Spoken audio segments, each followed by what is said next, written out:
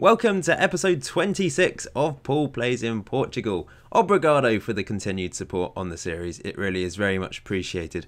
And today I'm bringing you another treble live con. We've done quite a few recently, but today's a big one because previously I wanted to do this earlier on in the season, but because of a move in the Benfica fixture we weren't able to do that, but we are able today. We've got Sporting in the league away from home, Benfica in the semi-final of the Taça da Liga, and Porto in the league at home. We've gone back to top of the table. Sporting do have a game in hand, but if we beat them today, that game in hand will not enable them to overtake us. If they do beat us, then it does look like Sporting will have a little bit of a gap over their rivals. It's so close. There's only 5 points between us and fourth place Benfica.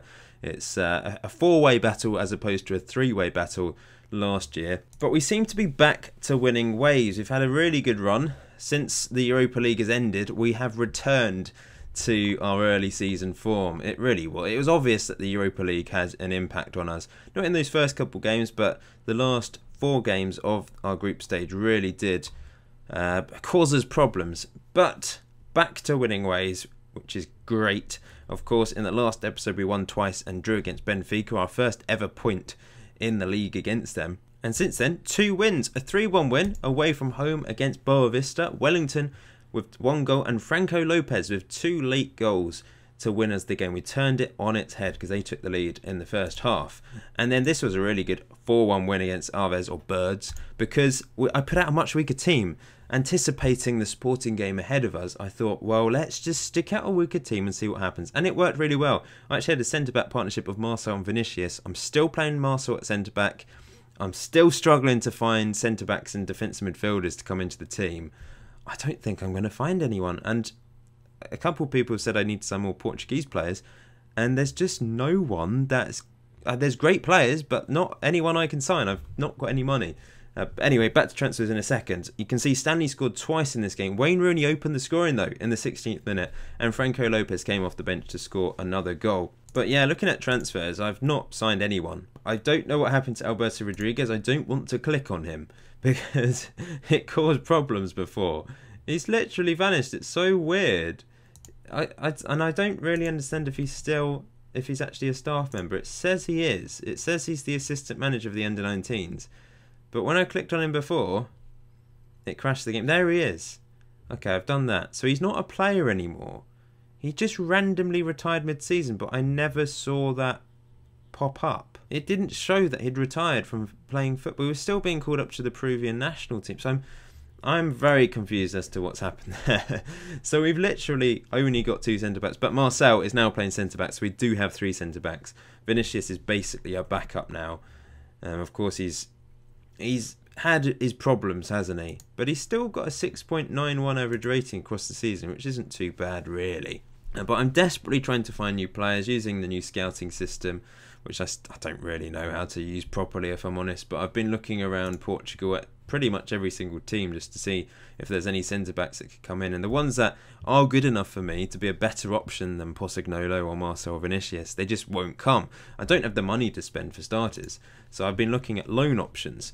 But yeah, there's just no one really available. So I'm kind of stuck with what I have. And it's the same with defensive midfielders as well. There are players I could probably sign on loan from other nations. England, France.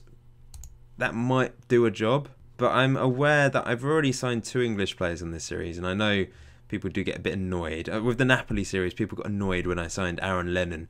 A lot of people found it quite funny. But there were people that got annoyed that I signed an English player. And I think you probably want me to focus on Portugal because we've got a lot of Brazilians but not a huge number of Portuguese players in the team. So I do see that as a nationality I need to improve upon considering we're playing in Portugal. Anyway, the first game today is away from home against Sporting. If we win, we stay top of the table. If they win, obviously they go above us and they'll have a game in hand. So that would suck big time. But this is the lineup we're going. We've got Ferreira, a back four of Fernando, Marcel, Posagnolo and Luciano. Pedro Sá is having to play defensive midfield as Marcel's at the back. Bruno Lamas in the middle with Wellington, Ivanic, Nakajima and Lopez. And that's the bench. I think Nani only has to make 1 more appearance and then he'll have an extra year on his contract automatically.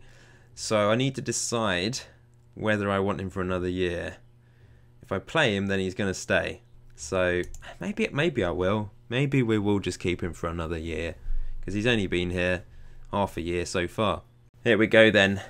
This chap who plays for Leeds in real life, Alioski, he's from Macedonia, is their top goal scorer. I think he's the second top goal scorer in the league. He's on fire, signed for £12.5 million. We're going to have to watch out for him. They're playing someone called Silvio Romero up front, a 31-year-old Mexican who's never been capped for his country, so he must be quite good to be worth £9 million, but I'm surprised he's never been capped by Mexico.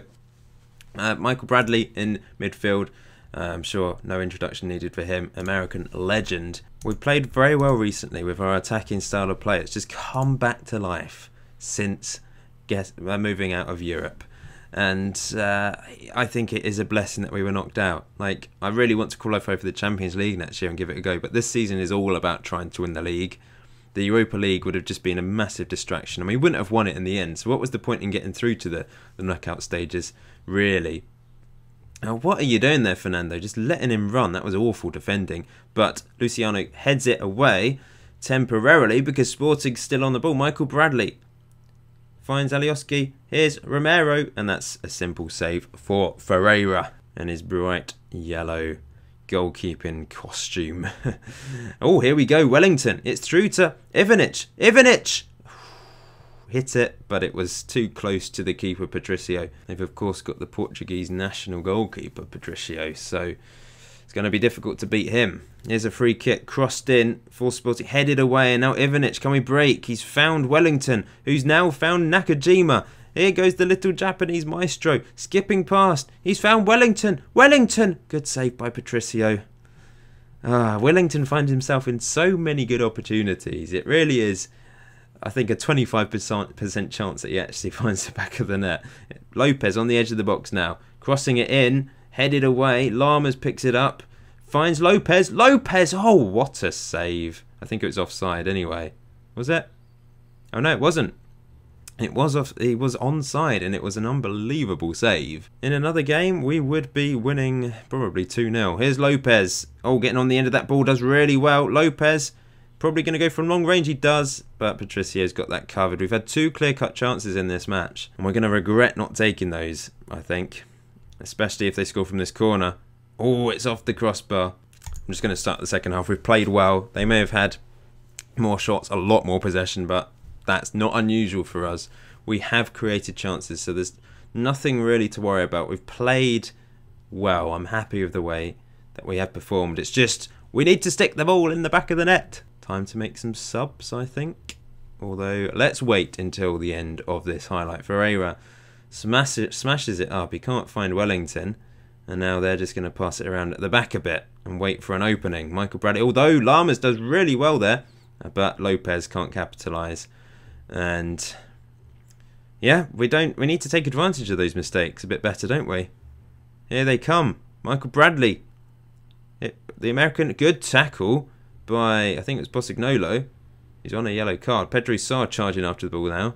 I'm expecting a wild challenge from him. Here's Michael Bradley. He's through. Oh, it's in. Ferreira gets a strong hand to it, but it ends up in the top left-hand corner.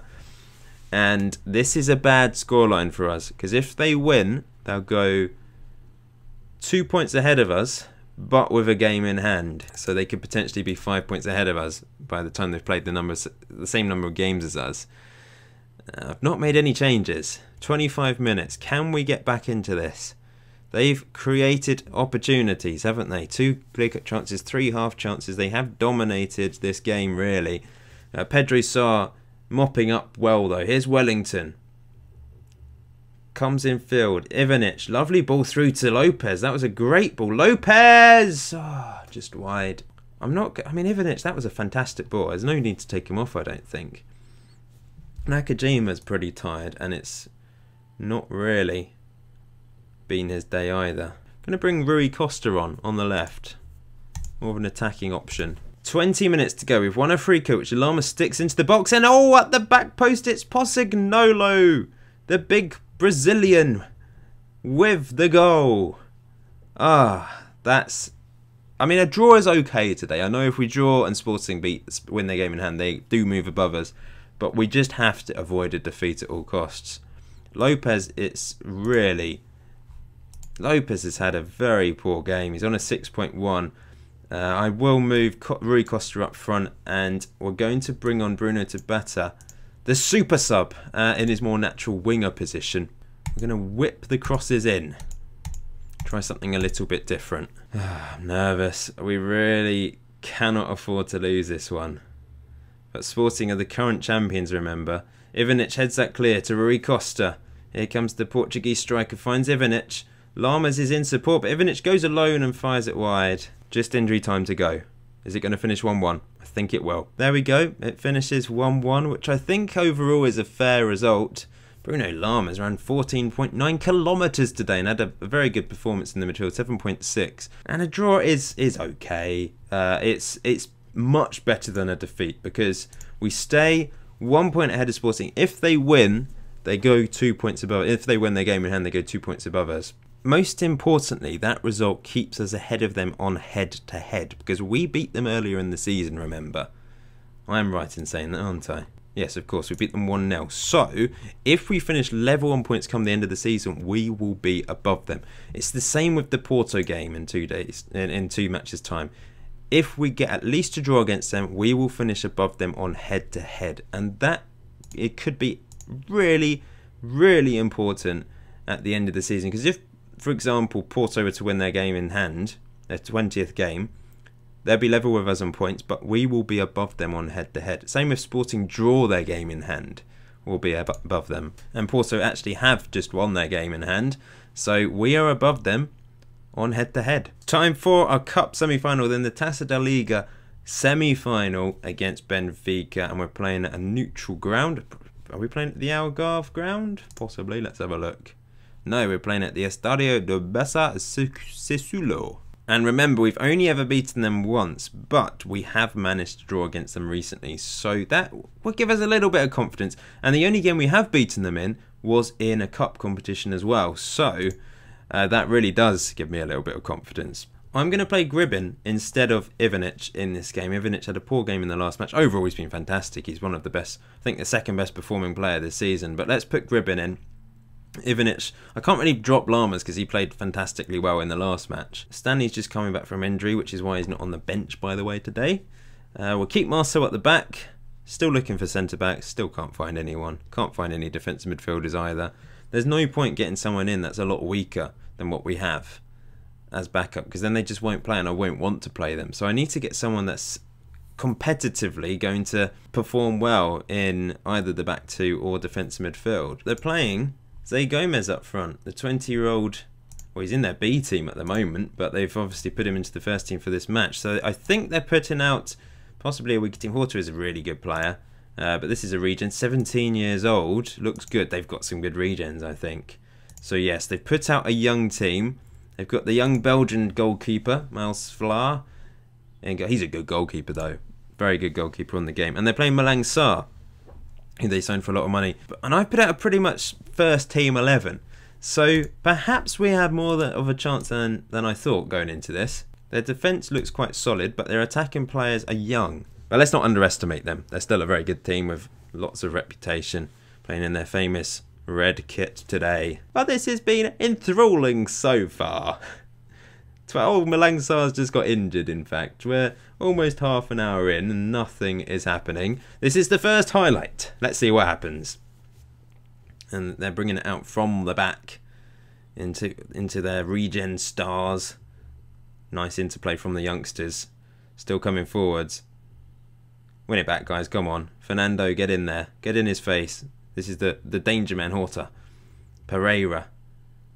But that should be mopped up by Bruno Lamas. Easily he does, and he's knocked it up the pitch to Wellington, who finds Callum Gribin, our England loanee. Gribin back all the way to Fernando. This is nice play from us. Lovely play. Gribin. Nakajima. Oh, that would have been a stunning goal. Nakajima just slides it past the post. Oh, I can't remember the last time he scored, actually.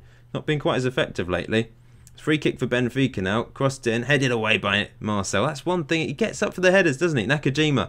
Lovely ball to Wellington, who takes it wide and puts a cross in, and it almost lobs over the keeper, but Yeah, that would have been a little bit annoying if it had gone in. We've already seen one of them, of course. It's pumped over the top. Fernando deals with that easily. Here's Lamas again, who finds Wellington. Our quality shining through here. Gribbin on the charge finds Lopez. Lopez goes wide, crosses it in. Callum Gribbin with the header, and I don't know why Wellington didn't follow that up. We have dominated the shots. Of course, once again, we don't dominate the possession. We never do. Maybe in pre-season we did against the really weak teams. Oh, what a ball. But I don't know what Posignola was doing. And it's 1-0 to Benfica. Zé Gomez scores. Yeah, our defence was split a bit too easily there. So even without Vinicius in, we've had a problem there at the back. And we don't really deserve to be 1-0 down, but we are. Can we equalise before half-time? There's a minute to go. Wellington finds Gribbin. Lopez. Nakajima. Maybe this time. Oh, it's a good save. It might have been hitting the bar or going over, but it's a great save by the Belgian goalkeeper. And Gribbin. Corner all the way back to Lopez. Lopez lines it up. Is it wide? He's never done that. He's never scored from that position. Rui Costa and Stanley have, but Lopez hasn't. Nakajima's on a 6.2 after his 2 misses, by the way. Wellington's looking nervous. Luciano's looking frustrated. Yeah, we should really be winning this, but we're losing somehow. And I expect to see more in the second half from the guys. I don't think there's any need to really be too harsh and change it up too much. I'm just going to get them to be more expressive and roam from positions. Give them a bit more freedom in this second half. We just struggle against Benfica. Even against a second string Benfica side, we're losing against. I don't know why we do so well against Sporting and Porto, but Benfica, it's almost like there's something written into the game that we will struggle against Benfica, beat Porto with a last-minute third goal, and Sporting it will be, you know, draws and the odd win here and there. It just seems to be the way it is. We've had 15 shots to their 7. It's just not happening, and Nakajima's having the worst game of his life. I'm going to bring Nani on. I don't know if this would... I think it might be league appearances where he a new contract is triggered, but I'm going to bring him on. And Wellington's having a poor game. I'm going to bring Bruno Tabata on. I'm playing 2 inside forwards, and I'm playing fairly narrow. I've changed the width a bit. It's just not happening, is it? It's not meant to be. We're just not meant to beat Benfica. We're going to lose again. And the one chance I thought we had of beating them, because we're playing a weaker Benfica team. I'm going to bring Ivanic on for Lamas, who's very tired. And I'm going overload already. I feel we need to look for overlap. We'll get the wing backs to attack, because that's what they prefer to do. Well, Fernando does anyway. No, it's not happening. We're going to lose against Benfica once again. And there's been no highlights in the second half. I hate it when this happens. We regret those early misses, don't we? Nakajima had a couple opportunities. Benfica take their one opportunity from a long punt up the pitch. The worst way to concede. Long ball over the top. The defence was split by Zé Gomez. And we end up losing 1-0. And that is just annoying. I wanted to get through to our first League Cup final. But we don't. We miss out again. And we're going to have a tired team for Porto. I put out a strong team, hoping we'll get through to final. Instead, we lose 1-0 against a weaker team. And in doing so, we've got tired legs for the Porto game. I might as well have put out a weak team if I knew I was going to lose. And I'm not happy. Not happy with them. So I'm looking for defenders, defensive midfielders, players I can get on loan. This is Eric Palmer-Brown and the American from Man City. This is someone I could get on loan, maybe. But once again, he's not Portuguese. Basically, I've looked at all the Portuguese options. There's just no one that will come to my team, even on loan. There's not good enough Portuguese players available for loan. But I could loan this guy, and he's not amazing. And I don't know if he would be first choice. So that's why I'm thinking, well, is there any point bringing him in? But I think he's probably a similar level to what we have. So perhaps I will loan him. Let's put a bid in anyway. Here we go then. I have loaned Palmer-Brown until the end of the season. Paying his wages, but there's no other fees involved. So he's not really quite as good as what we have. He's the same level as Marcel as a centre-back. So I could move him to centre-back and play Marcel back in defensive midfield, I guess. Worth a lot of money, but that might be because he plays for Man City. By the way, there is a gap between the Benfica and Porto game, so my players should be fresh and ready for that game, regardless of us killing ourselves against Benfica. Benfica trying to sign Karuba. I've just realised I hadn't offered him a proper contract, so I've put that in. I've given him, well, hopefully, a proper contract. But Benfica trying to nick him for 12k. It's an insult. And now they're trying to buy someone else. They're trying to buy Kande, who's an attacking midfielder in my under-19s. No, I mean, these are players that possibly could be stars. Although I probably won't play far enough into the future for them to be stars. And they don't seem to want to sign 2-year deals. I didn't even try with him, to be fair, but generally they want short-term contracts. Wow, the transfer window has ended. I've brought in one loan player in Eric Palmer-Brown, and that's it. I'm happy with the squad on the whole. I know defensively we've been a bit shocking at times, but I feel like we've got enough players. It's just whether they're good enough, but I couldn't find anyone better. So that's why we had a gap between the Benfica and Porto game, because the final of the Taça da Liga was played, and Porto managed to beat Benfica 1-0. So hopefully Porto will have a few tired legs for our match. That will benefit us. By the way, Ivanic won the goal of the season award for the Taça da Liga. Let's have a look at that. It was this one against Belenenses. I'm sure you'll remember it. Great strike. Gribben played it into him. Boom! Lovely, lovely goal. So that was voted above the Lopez chip. We are second in the table going into this game against Porto, by the way, because Sporting did win their game in hand. They're 2 points above us. It's very tight at the top of the table, though. It's time for the last match of the episode then. We're taking on Porto at home, and we are now 5 points behind Sporting because they have just won their 21st game of the season. So this is huge. A draw will be fine in terms of staying ahead of Porto and Benfica, but in regards to catching up with Sporting, we do need a win today. That we don't want them running away with it. They've been really impressive on this save, I must say. We've been very successful against them. We've only lost once against Porto on this save. We've won 4 and drawn 2, but they are still the favourites according to this. We obviously lost our last game against Benfica. They've got strong recent form as well. And I'm going to play Ivanic back in central attacking midfield, in for Gribben. Palmer-Brown, do I play him? Do I play Mr. de Marcel? I am. I'm going to do that. I'm going to put Marcel in defensive midfield and Palmer-Brown at centre back. I don't think Pedro Sar's done anything wrong lately. I'm actually going to put him on the bench for Vinicius though. Yeah, we're going to give Palmer-Brown his debut against Porto. We'll see how he gets on. The rest of the team kind of stays the same, I think, apart from those 2 changes. Nakajima obviously had a terrible game in the last match, which has really made his average rating plummet. But hopefully he'll be back to his best today. Maybe it was a silly decision to move Marcel back into defensive midfield and put Palmer-Brown there, because the Marcel-Postignolo centre-back partnership has been solid, generally, apart from them splitting for the Zé Gomes goal. But I'm doing it anyway. I'm risking it. Abubakar is the danger man to watch. He is the top goal scorer in the league this year. They're playing a classic 4-4-2 still. It seems to be their style of play. Let's get on with this. Wellington's picked up a knock already. We're going to throw Bruno Tabata on. I just play as a general winger, though, rather than an inside forward. Here we go. Locked over the top. That's a big blow, Wellington. He's our pace. He's our outlet on the right-hand side. And here come Porto. Abubakar crosses it in, and it's over the bar. I think Luciano managed to put the striker off. Here's our first highlight then. Well, I thought it would be. It's back to Fernando. Puts the ball in, headed away, and now Porto can counter. Run back, guys. Get back. Marcel, look at him go. Palmer-Brown does well to intercept with his head, and he collects it nicely here and then plays it back to Postignolo, who finds Luciano, who puts it into the path of Nakajima. Lamas, I don't really know what that pass from Nakajima was. Strange, really. And it's 1-0. Capitalising on a mistake. That's what separates the best from the maybe hoping to be the best. That's us, really. Here we go, though. We go again. Lamas on the ball. Putting a lovely ball through to Lopez. And Lopez just assessing the situation and loses it, unfortunately.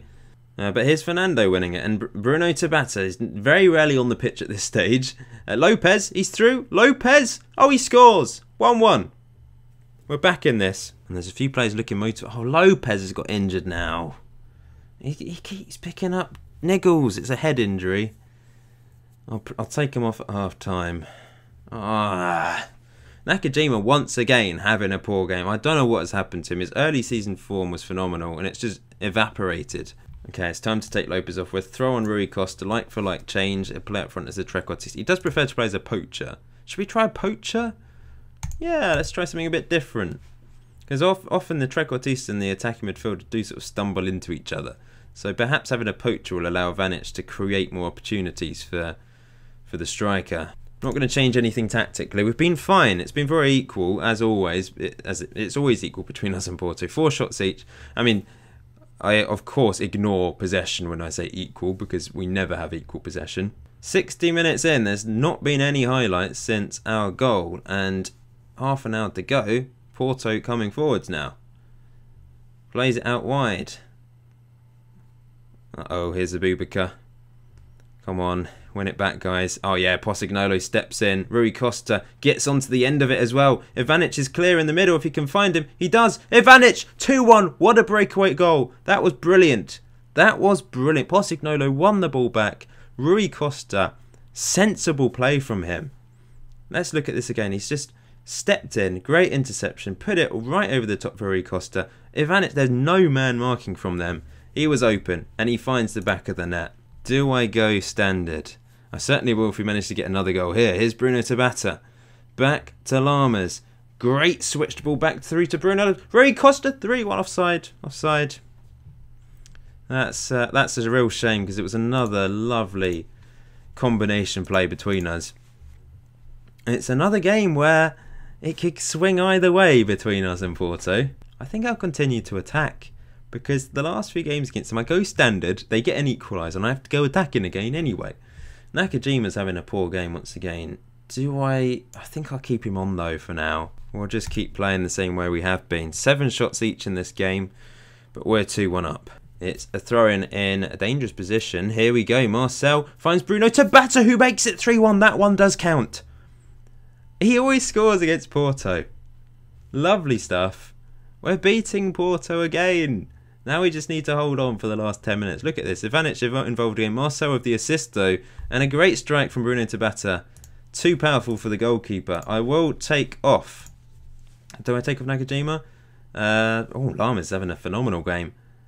Nakajima's coming off. No, Nani's going to come on. Which does mean his 1-year extra deal is triggered. But I'm fine with that. Because he's a decent player. A decent backup for us to come onto the pitch. Now I'm going to go standard for the last few minutes. Oh, Palmer Rounds got injured, gashed head.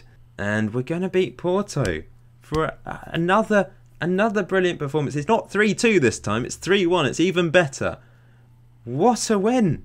See, I don't understand how we can play so well against Porto but not Benfica. It must be the style of play, it must be the tactic. I think I have to try something completely different against Benfica to beat them because against Porto, against 4-4-2, we're brilliant. Against Benfica, who whatever they play, we can't. We can't play against them. We can't win. And considering Porto beat Benfica in the final, it's not like Benfica are much better than Porto because Benfica finished below them every single season. Well, for the 2 seasons we've had so far, and it looks the same this year. Palmer Brown, he's just going to be out for 5 to 6 days. That's fine. But decent performance from him. Lopez the same. He's got a head injury, 2 head injuries, and Wellington's out for a week. So 3 short-term injuries for us. We're only 2 points behind Sporting now. We are hoping for them to slip up, of course. Benfica, if they win their game in hand, they'll only be 3 points behind us. It is very tight at the top. And now we can really focus on the league. We've still got the cup, of course, but we're playing Firenze and we should be getting through against them. So I'm probably not going to do an episode for a while, in fact. I might play quite a few games because these are all games we should be winning. But I'll be back for episode 27 at some point very soon. But until next time, I always say it, enjoy FM18. I mean, you can't enjoy FM18 if you don't actually have the game, I know. Well, enjoy Football Manager, whatever game you have. And if you don't have Football Manager, I'm sorry. My condolences. Enjoy whatever you like doing in life. I'll see you very soon.